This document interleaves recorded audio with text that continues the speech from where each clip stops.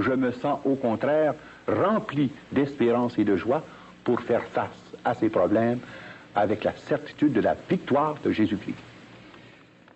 Chers amis, la semaine prochaine, nous aborderons la question des Illuminati aux États-Unis.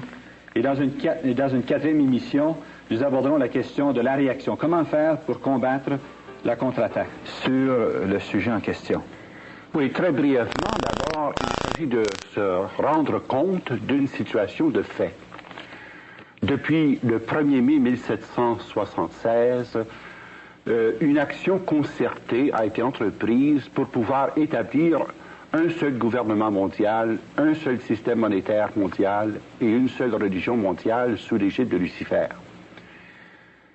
J'ai essayé aussi de donner des illustrations concrètes de la structure et des organigrammes qui nous permettent de saisir le fonctionnement de cet ensemble qu'on appelle les Illuminati. Et ensuite, nous avons détaillé leur rôle dans chacune des parties du monde. Mais tout cela n'était pas pour effrayer ou pour donner un sentiment d'impuissance à ceux qui nous écoutaient. Au contraire, nous devons prendre conscience que l'heure est venue pour chacun de nous engager de façon personnelle, de façon communautaire, pour apporter des réponses d'Évangile à un monde qui, hélas, pour le moment, a été trompé. Et c'est ça que j'aimerais que l'on comprenne. Toutes les activités des Illuminati s'est fait de façon tellement occulte et secrète que nous étions en quelque sorte démunis, faute d'informations. Mais Jésus nous dit, c'est la vérité qui vous rendra libre. Mon but a été de donner des sources de renseignements pour nous permettre d'abord de cerner dans la vérité la nature et l'ampleur du problème, afin de pouvoir, dans un second temps, insérer notre action évangélisatrice et pastorale de façon efficace, afin précisément de hâter cet avènement de la civilisation d'amour pour l'an 2000. Père Jean-Paul, avez-vous des suggestions pratiques à proposer pour empêcher cette mainmise mondiale par les Illuminati? Oui, j'en ai plusieurs. En effet, je pense qu'il est nécessaire de diviser ça peut-être en 3 segments. L'engagement individuel, qu'est-ce que l'on peut faire en tant que personne individuelle? Qu'est-ce que l'on peut faire en petits groupes? Et qu'est-ce que l'on peut faire sur le plan communautaire, ecclésial, plus global? Mais j'aimerais précéder ces suggestions par l'énoncé de 5 principes prérequis. Car si nous voulons faire une action qui soit vraiment inspirée par le Seigneur et qui soit aussi dirigée sous la mouvance de l'Esprit, je pense qu'il y a des principes à respecter, sans quoi on risque d'entrer encore dans une polémique et une querelle sans fin. La première remarque que j'aimerais faire, c'est que nous mettions notre action au service de la vérité dans un esprit d'authentique charité. Le respect de la vérité, sans déformer les faits, sans amplifier les situations, mais dire ce qui est, mais le faire dans un si grand amour que ceux-là même qui sont visés ne soient pas heurtés ou choqués, mais qu'ils soient convaincus de la vérité énoncée. Deuxièmement, il faut être bien conscient de diriger notre action non contre les personnes, mais contre les idées, les idéologies ou les objectifs proposés et propagés par les groupements auxquels appartiennent ces personnes. Il faut être bien conscient d'une chose. Jésus n'a jamais condamné les personnes. Il avait une infinie tendresse pour les personnes, une infinie tendresse pour les pécheurs, bien qu'il ait dénoncé vigoureusement l'erreur et le péché. Alors c'est la même attitude qui doit être la nôtre, c'est-à-dire d'être bien conscient de ne pas attaquer les personnes en tant que personnes, mais de mettre en évidence les idées, les idéologies, les objectifs qui sont incompatibles et irréconciliables avec l'engagement chrétien. Troisièmement, toujours avoir recours à des moyens de non-violence. Le Christ est venu nous enseigner la voie de l'amour. Et c'est dans la non-violence que notre action doit s'exercer, en respectant les moyens démocratiques, les moyens légaux, les moyens loyaux, respectueux des exigences de la foi chrétienne et de la dignité de la personne humaine. Autrement, notre action serait purement une nouvelle forme de politique d'inspiration religieuse qui conduit au pire fanatisme. Et là, je pense qu'on n'atteindrait pas du tout les buts visés. Quatrièmement, rédiger avec soin, c'est-à-dire avec précision et exactitude, les lettres, les mémoires, les documents que l'on destine au public, que l'on destine par exemple aux députés, que l'on destine aux divers ministres des divers services ou encore aux commissions royales d'enquête, telles la commission de MacDonald, entre autres. Et toujours prendre bien la peine de vérifier nos sources et de dire explicitement quelles sont nos références, pas d'affirmation gratuite, pour être sûr qu'on soit au service de la vérité dans la charité. Et cinquièmement, éviter toute polémique stérile, toute confrontation hostile sous forme de croisade, par exemple, ou de chasse aux sorcières.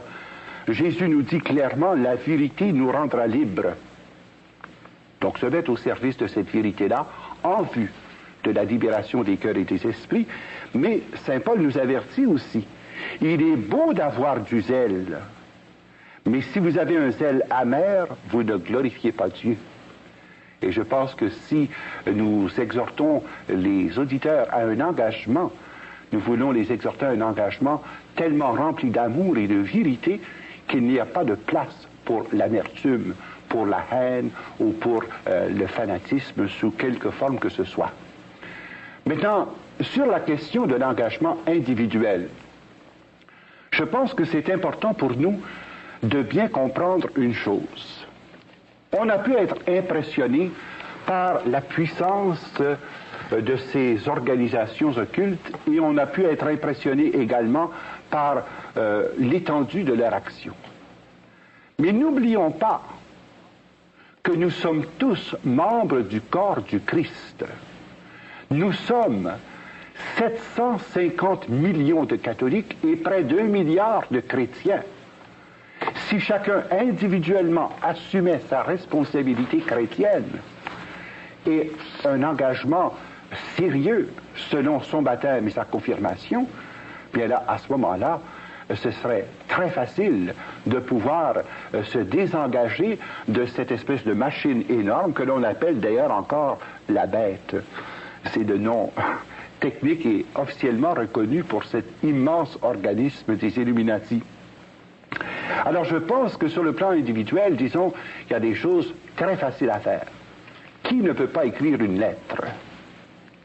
Alors, écrire personnellement à votre député, soit fédéral, soit provincial, des lettres exposant clairement vos vues et spécifiant les moyens que vous préconisez pour résoudre les grands problèmes concernant, par exemple, l'inflation, le chômage, mais surtout cette législation morale qui est en train de tuer la nation par voie de génocide. Je pense à ces législations sur l'avortement, je pense à ces législations sur la limitation des naissances et par le contrôle aussi des organismes de santé dans plusieurs secteurs, qui pourra aller sous peu vers l'implantation du chiffre dans la peau des nouveau-nés. Et là, j'affirme pas une chose gratuitement. Alors, je pense que c'est important que chacun s'engage sur le plan d'une action intelligente, mais bien rédigée par voie de lettres.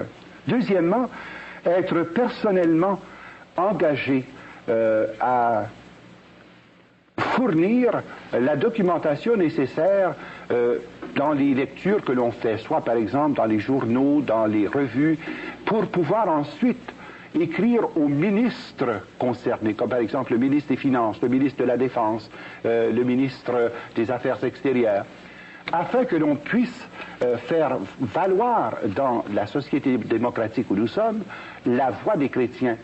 Notre grand problème, vous savez, c'est que nous nous sommes tus trop longtemps. Et nous sommes victimes de notre silence maintenant. À cause du vide créé par notre indifférence et notre silence, eh bien, ceux qui préconisaient des voies autres avaient libre champ d'action pour pouvoir exprimer à cœur de jour et à cœur d'année leur point de vue.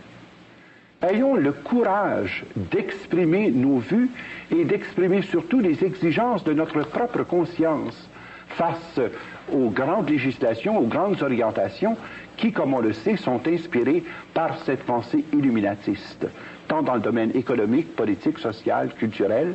Et c'est d'écrire aux ministres responsables de ces divers secteurs afin de pouvoir obtenir une action concertée. Ce que vous dites, Père Jean-Paul, c'est que il ne faut pas laisser seulement aux responsables des différentes églises ou de grandes organisations leur laisser la responsabilité de passer à l'action. Il faut que chacun fasse quelque chose en tant que citoyen canadien. Nous sommes tous solidairement responsables, mais nous sommes tous individuellement également responsables parce que nous vivons en démocratie et parce que l'exercice de nos droits démocratiques en tant que chrétiens est la forme prévue pour pouvoir agir sur les mécanismes même de notre société. Parce que nous ne nous sommes pas prévalus suffisamment de l'exercice de ces droits démocratiques, sauf peut-être les journées de votation, eh bien, alors nous laissons les choses rouler et nous attendons que des instances supérieures interviennent. Votre baptême et votre confirmation vous rend personnellement responsable de la conduite de la nation et du pays. Donc vous ne pouvez pas vous défiler. Et c'est le temps de faire entendre votre voix. Et je peux vous dire par foi d'expérience que lorsqu'un ministre reçoit 50, 100, 200 lettres sur un sujet donné, il est obligé d'en parler au caucus. Quand un député reçoit 200, 300, 400 lettres de ses commettants, il est obligé d'en tenir compte. Parce que n'oublions pas que dans le système électoral, chacun a très à cœur d'être réélu. Mais nous, comme chrétiens, est-ce que nous faisons entendre notre voix de façon suffisamment claire pour dire si telle et telle législation est passée, législation qui est carrément en opposition avec notre conviction de foi, eh bien à ce moment-là, je regrette, je ne peux pas supporter votre position sur le plan électoral. C'est vrai pour les députés, mais c'est aussi vrai pour les ministres. Troisièmement, je pense notamment à une action qui vous concerne tous et chacun. Dans l'avenir économique du pays, d'ici 1986, il va y avoir un tel bouleversement de l'économie où on va passer du système monétaire actuel au système sans argent, au cashless society. Il est vital et important que vous puissiez vous libérer dans les plus brefs délais de toutes les dettes hypothécaires et de tous les fardeaux financiers, surtout à haut intérêt, parce que précisément, c'est par ce truchement-là que vous allez être happé forcément dans le système du 666. Alors si on ne prend pas la peine, et cela peut se faire entre parents, entre amis, entre chrétiens, se soutenir mutuellement pour pouvoir éliminer dans les plus brefs délais possibles les grosses dettes et surtout les dettes à haut intérêt, eh bien, inévitablement, nous allons être happés dans le système et broyés finalement par les dents de la bête. Alors, je pense que sur le plan individuel, voilà des lignes d'action qui sont urgentes et il n'y a personne qui peut dire « je n'ai pas le temps d'écrire une lettre » ou « j'ai pas assez d'argent pour affranchir un timbre-poste ». Ça, c'est sur le plan individuel. Maintenant, il y a une action possible en petit comité d'études et ça, je pense que c'est urgent. Que les comités d'études puissent se former, soit par exemple sur le plan paroissial, sur le plan des quartiers, sur le plan des groupes de prière, que des comités d'études, 7, 8, 10, 12 personnes, s'assoient vraiment pour étudier la situation et faire le tour de la documentation que nous avons présentée dans le cadre de cette émission. Et si jamais vous désiriez avoir plus d'informations sur le plan bibliographique, nous serons heureux de vous faire parvenir à l'adresse qui paraîtra à l'écran les informations nécessaires pour enrichir votre documentation. Mais c'est étonnant tout ce qui peut être recueilli par 10, 12 personnes en chargeant une personne de découper les articles de journaux, une autre de faire le dépouillage des revues principales, une troisième qui peut faire peut-être le recensement des livres qu'on a déjà en sa possession, et ensuite une quatrième personne ressource qui est aux affûts de voir s'il n'y a pas des cassettes, s'il n'y a pas des vidéos cassettes qui sont en mesure d'enrichir la recherche du groupe. Et le deuxième point que je voudrais faire concernant cette étude de petits groupes, c'est l'étude des documents de l'Église. Vous savez, si nous en sommes rendus au point où nous sommes actuellement, c'est parce que la majorité des catholiques et des chrétiens se sont bouchés les oreilles depuis Léon XIII jusqu'à Jean-Paul II. On a voulu se faire une petite religion individualiste tranquille, sans tenir compte de la dimension de l'engagement chrétien social. Alors, il y a la doctrine sociale de Jésus-Christ qui est exprimée dans les grands documents de l'Église. Je pense pas seulement à Léon XIII, Rerum Novarum par exemple, mais je pense à Quadragesimo Anno. Je pense à une lettre qui a été tout récemment écrite au cardinal Roy, qui s'appelle Octogesima Adveniens. Je pense encore à ce document d'une portée remarquable de Jean-Paul II, qui s'intitule Laborem Exercens. C'est par le travail que l'homme atteint et affirme sa dignité d'homme. Et alors, tous ces enseignements doivent être étudiés en petits groupes, parce que ces enseignements contiennent des réponses directes concernant la fausse doctrine et les fausses orientations de ceux qui dirigent les destinées du monde à la lumière de l'illuminatisme. Est-ce que les saints-pères ont alerté les fidèles à différents moments au sujet des Illuminati de la franc-maçonnerie? Depuis 1738, il est sorti au moins 200 documents dénonçant d'une part la montée de ces diverses formes, que ce soit la franc-maçonnerie ou l'illuminatisme, ou encore le faux mysticisme de l'Allemagne. Là. Il y a des centaines de documents là-dessus, mais je pense notamment, par exemple, au document Pascendi de Saint-Pédis, qui justement fait la lumière sur cette question de l'influence du libéralisme économique, l'influence de la pensée capitaliste, et il prévoyait déjà l'influence du communisme, parce que c'était déjà dans l'air au moment où il a écrit. Et il montrait comment il y avait une concertation entre ces diverses formes d'économie mondiale qui entraîneraient l'humanité au bord du précipice. Pendant un certain temps, l'Église a même frappé d'excommunication tous ceux qui se joignaient à la franc-maçonnerie. Oui, et c'est encore vrai. Je pense qu'on a très mal compris le sens du droit canon qui vient tout juste d'être publié il y a quelques semaines à peine. Si d'une part on a retiré le mot franc-maçon en rapport avec l'excommunication, c'est que le numéro est maintenant plus vaste, parce qu'il n'y a pas seulement que la franc-maçonnerie qui s'engage à la destruction de l'Église. Donc on parle de tout mouvement qui complote, qui se concerte pour détruire la foi des fidèles et pour entamer l'unité de l'Église, eh bien sont frappés d'excommunication. Ce qui inclut les francs-maçons. Bien oui, mais c'est parce que au moment où le droit canon est sorti en 1917, c'était spécifiquement les francs-maçons qui étaient le groupe de pointe qui était dirigé contre la papauté et contre l'unité de l'Église. Alors vous aviez un groupe en France qui était le Grand Orient de France, d'une part, mais vous aviez les Carbonari en Italie. Et c'est pourquoi on a spécifié que l'excommunication visait les personnes qui étaient dans les loges maçonniques, et que cette excommunication ne pouvait être relevée que par le Saint-Père en personne. Dans la nouvelle législation, le libellé du droit canon embrasse tout organisme,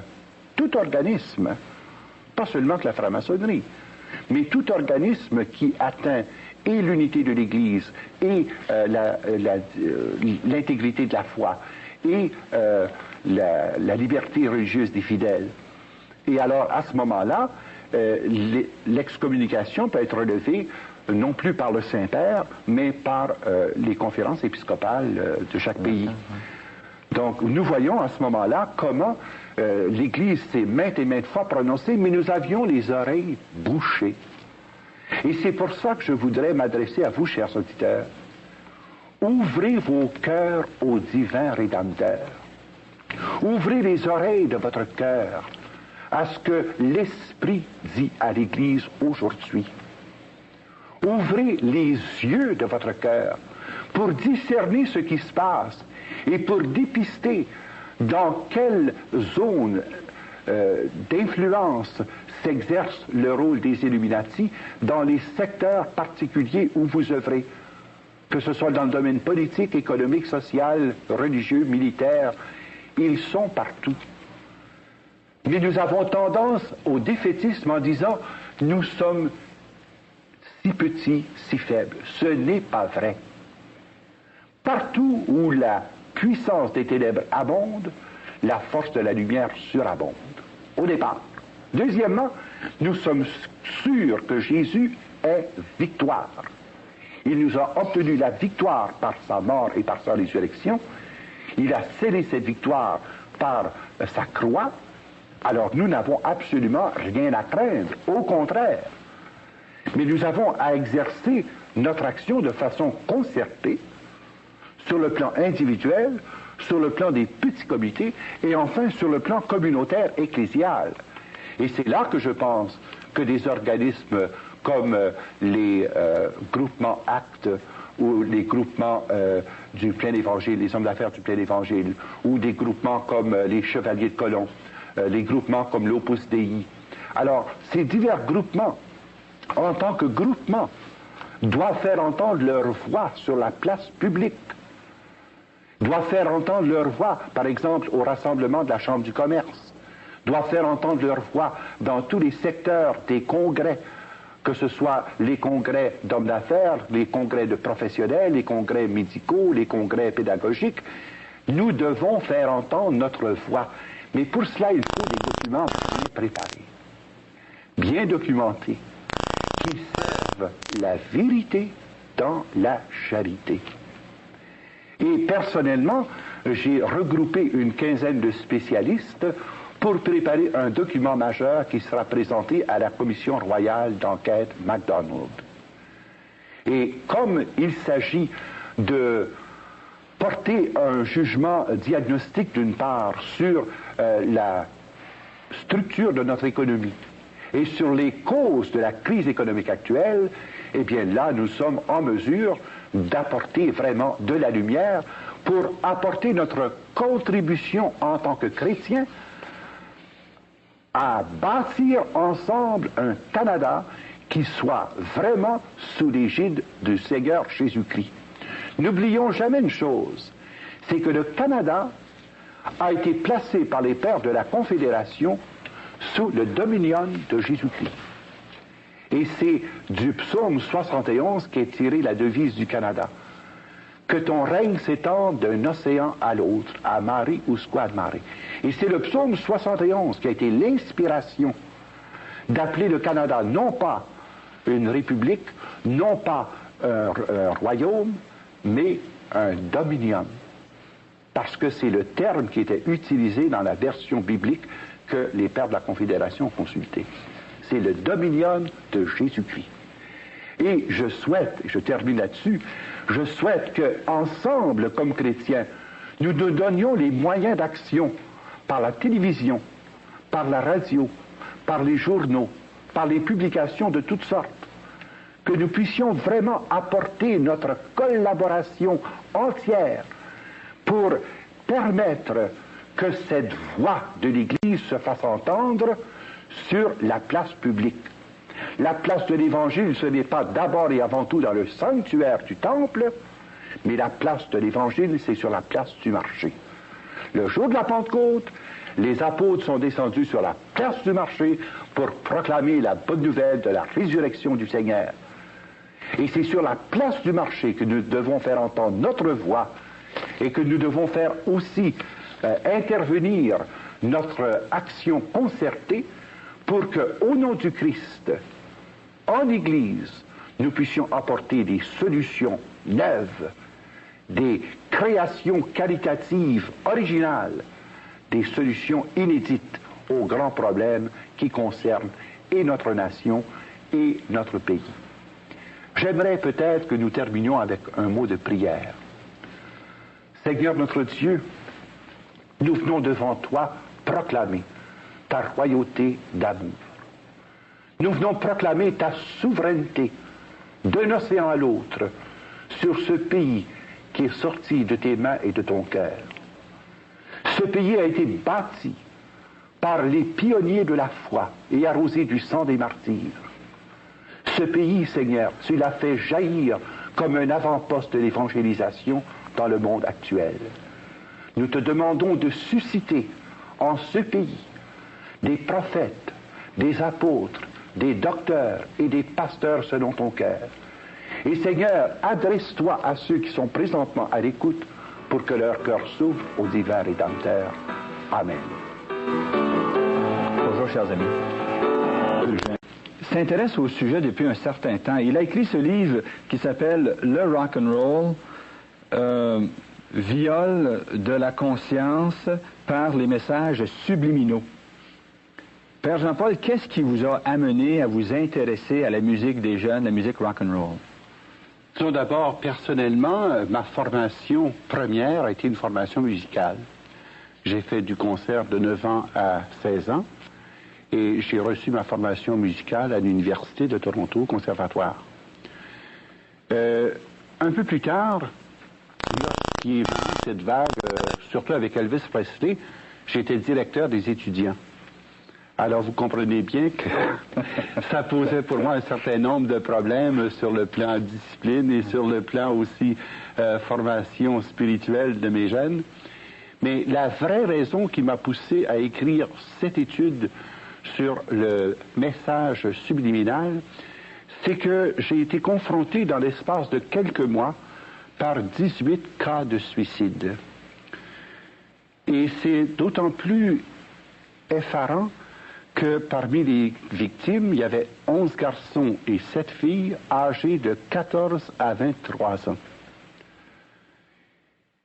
Lorsque j'ai fait l'étude des causes qui avaient conduit à ces suicides, j'en ai relevé un certain nombre, par exemple des jeunes qui venaient de foyers séparés, divorcés, d'autres qui avaient connu des traumas familiaux, d'autres qui avaient connu des difficultés scolaires. Mais le seul élément qui revenait dans les 18 cas, et je tiens à le dire, c'est que les 18 jeunes en question écoutaient en moyenne de la musique rock'n'roll plus de 5 heures par jour. C'est ce qui m'a mis sur la piste en demandant aux parents des victimes de me passer les albums de musique que ces jeunes écoutaient. Et lorsque j'ai fait l'analyse du contenu, je trouvais bizarre que les 18 écoutaient le même genre de musique. Et j'ai dit quand même, ça ne peut pas expliquer que ça pousse au suicide. Il faut qu'il y ait autre chose. C'est à ce moment-là que j'ai pris connaissance d'une recherche qui avait été faite par le pasteur Greenwald. Et je me suis mis à faire l'analyse des disques et j'ai découvert qu'il y avait en renversé un message masqué. Ce message masqué qui a pour effet d'inciter les jeunes soit au meurtre, soit à la violence, soit au suicide, soit à l'usage de la drogue, soit encore à toute forme de violence. Mais mon père, vous dites, vous, que dans la musique rock and roll, il y a des musiques, il y a un message inversé, un message qu'on entend, qui ne sont pas les paroles mêmes de la chanson, mais c'est des paroles surajoutées. C'est absolument vrai. Voyez-vous, je pense que c'est un phénomène qui a été mis en lumière et en popularité par les Beatles, qui ont été les premiers à s'en servir de façon spécifique. Mais une fois le principe établi, eh bien, on a suivi la mode en ajoutant des messages de plus en plus directs et en ajoutant aussi des messages de plus en plus longs. Alors, pour nous faire comprendre un peu de quoi il s'agit, peut-être qu'on pourrait écouter ensemble 3 exemples très clairs d'implantation de messages subliminaux qui sont contenus dans les disques, mais en renversé. Alors, pendant que nous écoutons ces 3 exemples, nous pouvons regarder en même temps ce fameux album de Led Zeppelin.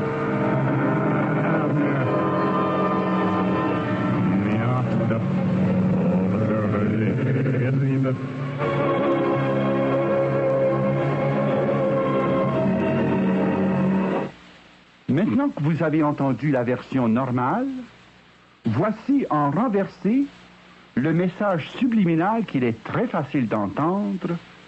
Music is reversible, but time is not. Turn back, turn back, turn back. La musique est réversible, mais le temps ne l'est pas. Recule, recule, recule avant qu'il ne soit trop tard.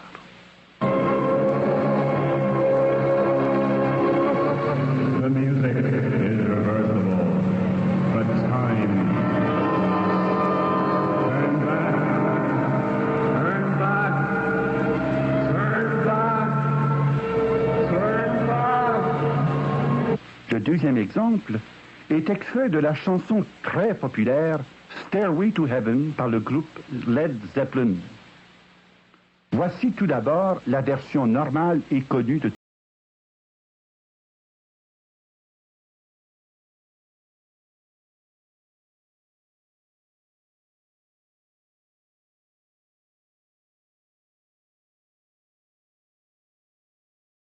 Voici maintenant le message subliminal en version renversée.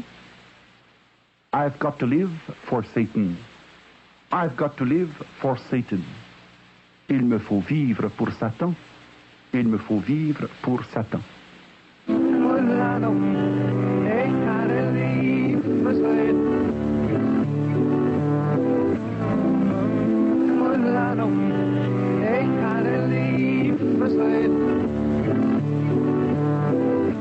Pour conclure, j'utiliserai le chant des Beatles intitulé Revolution No. 9, car c'est à partir du moment précis de la parution de cette chanson que les messages subliminaux furent intégrés dans la production des disques rock and roll. À l'endroit, vous entendrez la répétition sans fin de Number 9, Number 9, Number 9, Number 9. Number 9.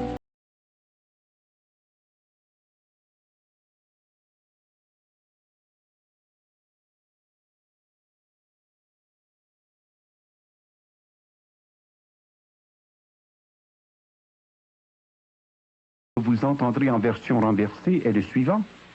Turn me on, dead man. Turn me on, dead man. Turn me on, dead man. En traduction, cela signifie excite-moi sexuellement, homme mort. Et l'homme mort en question, c'est Jésus-Christ. Turn me on, dead man. Turn me on, dead man. Turn me on, dead man. Turn me on, dead man. Turn me on, dead man. Turn me on, dead man. Turn me on, dead man. Turn me on, dead man. Turn me on, dead man. Et pour bien démontrer que telle était la pensée des Beatles, John Lennon se fera le porte-parole du groupe lors de la présentation publique du Devil's White Album. Le christianisme, dit-il, va disparaître. Il va régresser, se désagréger. Je n'ai rien à prouver là-dessus, j'ai raison. L'histoire démontrera que j'ai eu raison. Présentement, nous sommes plus populaires que Jésus-Christ. Je me demande bien ce qui disparaîtra en premier, le rock'n'roll ou le christianisme. En d'autres termes, il proclame que Jésus-Christ est mort et enterré. Seule survie et triomphe de rock'n'roll. Père Jean-Paul, Ces messages subliminaux sont contenus dans votre petit livre, le Rock and Roll, avec les exemples. Mais comment faites-vous pour arriver à extraire d'un disque qui joue dans un sens le message qui est inclus lorsqu'on tourne le disque dans l'autre sens? Bien, voici, c'est relativement simple sur le plan technique, sauf dans le cas des disques de Ozzy Osbourne, parce qu'il a utilisé une technique autre que nous expliquerons tout à l'heure. Mais au départ, nous enregistrons simplement le disque à l'endroit sur une bande magnétique, et ensuite nous transférons la bande magnétique que nous faisons jouer à l'envers, et là, les paroles sortent très clairement. Et quand on se sert d'un filtre equalizer, eh bien, ça enlève la densité de la musique pour isoler de façon plus claire les paroles que nous entendons. Mais les paroles qui ont été, disons, particulièrement incitatives de meurtre ont été trouvées dans le disque Blondie, du groupe Blondie, où on entend très spécifiquement « Die young, die pretty »,« Meurs jeune, meurs jolie ». Même dans le disque Stairway to Heaven que nous venons d'entendre et qui est très connu, eh bien, il est dit voici que je me tourne vers l'ouest et que mon esprit aspire en criant pour partir. En se tournant vers l'ouest, c'est-à-dire du côté opposé du soleil, eh bien, c'est un langage ésotérique. Celui qui chante cette chanson préconise que pour sortir de la misère et pour trouver son ciel, il n'y a qu'une façon logique et pratique, c'est de se suicider soi-même. I've got to live for Satan. Je dois vivre pour Satan. Et pour pouvoir vivre avec lui, le suicide est le moyen le plus rapide. Mais Père, tous ces messages sont dits en anglais. Oui. Et la plupart des gens ici qui sont à l'écoute, un bon nombre d'entre eux, de toute façon, ne comprennent pas l'anglais. Comment de tels messages dits dans une langue étrangère et de reculons peuvent-ils avoir une influence quelconque sur quelqu'un? Et alors, c'est toute la problématique, n'est-ce pas, de la puissance du subconscient de pouvoir reconstituer le message qui réapparaîtra, notamment en heure de crise ou en heure d'angoisse. Et nous avons pu contrôler, par exemple, au Japon, en Allemagne et en France, des groupes contrôle qui ne comprenaient absolument pas l'anglais, mais qui revenaient avec textuellement les mêmes paroles et les mêmes comportements.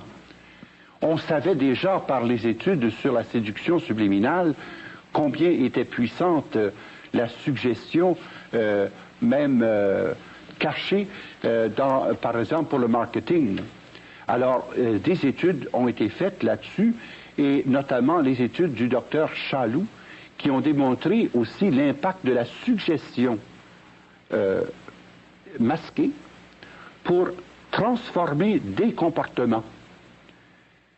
Et c'est précisément en faisant des analyses contrôle de population, notamment de populations qui ne comprenaient absolument pas l'anglais, qu'on s'est rendu compte que ces mêmes phénomènes se produisaient et qu'il y avait des manifestations collectives qui correspondaient aux suggestions subliminales contenues dans les divers disques. Père Jean-Paul, je vois que vous avez apporté beaucoup de pochettes de disques. Pourquoi les apportez-vous, Père Jean-Paul? Bien, c'est parce qu'il y a des contenus très importants dans ces pochettes de disques. Vous avez par exemple ici Sabbath, Bloody Sabbath. On sait que le groupe Black Sabbath a été fondé par Ozzy Osbourne. Mais ce disque, précisément, vient nous parler du sacrifice humain dans le cadre du culte à Satan. Ici, vous avez le S satanique, le S éclair, nous montre le dieu du rock'n'roll, c'est le dieu Thor. Ce dieu qui est l'objet du culte des prêtres druides.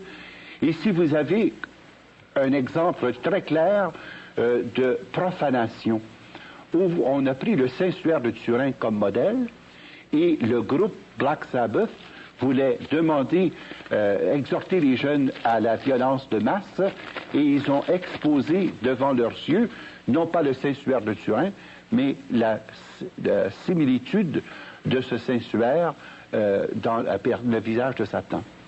Ici, vous avez la perversion des anges qui s'ennuient tellement au ciel que pour trouver un peu de calme et de sérénité, qu'ils doivent apprendre en enfer à fumer leur pot et puis à jouer au gambling. Ici, vous avez la fameuse maison de Aleister Crowley. Cette maison joue un rôle très important dans l'histoire du rock'n'roll, surtout depuis les Beatles. Cette maison a été achetée par Jimmy Page, et c'est dans cette maison que plusieurs groupes se sont formellement consacrés à Satan, notamment le groupe The Who, les groupes Black Sabbath, les groupes de Ozzy Osbourne, et c'est dans cette maison que Jimi Hendrix a connu la mort. Père Jean-Paul, parlez-nous donc d'Ozzy Osbourne. Bien, le cas d'Ozzy Osbourne est un peu différent de celui que nous avons mentionné jusqu'à date, parce qu'il a utilisé des méthodes tout à fait nouvelles et hautement spécialisées pour introduire dans son disque non pas simplement une phrase ou 3-4 phrases en message inversé, mais où il y a un poème complet qui est très terrible au point de vue contenu, puisque dans le premier chant « Believer », en message renversé, concerne une relation homosexuelle avec Satan. Dans la deuxième chanson qui est contenue dans cet album, le Diary of a Madman, qui est l'œuvre de Ozzy Osbourne après qu'il se soit séparé du Black Sabbath, eh bien, c'est un message renversé de plusieurs paragraphes et qui concerne une action où Satan donne des instructions à un groupe d'homosexuels de pouvoir faire des relations anales avec le poing. Alors imaginez-vous l'énormité de ce message qui a été implanté parfois électronique et implanté avec la nouvelle technique digitale. C'est pour ça que ça crée tout à fait une autre situation que celle que nous avons connue jusqu'à présent. Ça veut dire ceci, que lorsque, en direct, les autres groupes chantaient sur le théâtre, le message subliminal ne passait pas. Tandis que dans la chanson et la technique d'Ozzy Osbourne, la chanson est conçue à partir du message subliminal et ensuite reproduite pour le texte que nous entendons. Alors peut-être que nous pouvons écouter déjà 2 exemples absolument flagrants de cette production de Ozzy Osbourne qui est contenu dans l'album Diary of a Madman. Le premier, c'est Believer, et pendant que nous écoutons la musique, vous pourrez lire à l'écran les paroles, qui sont les paroles du message subliminal obtenu en message renversé.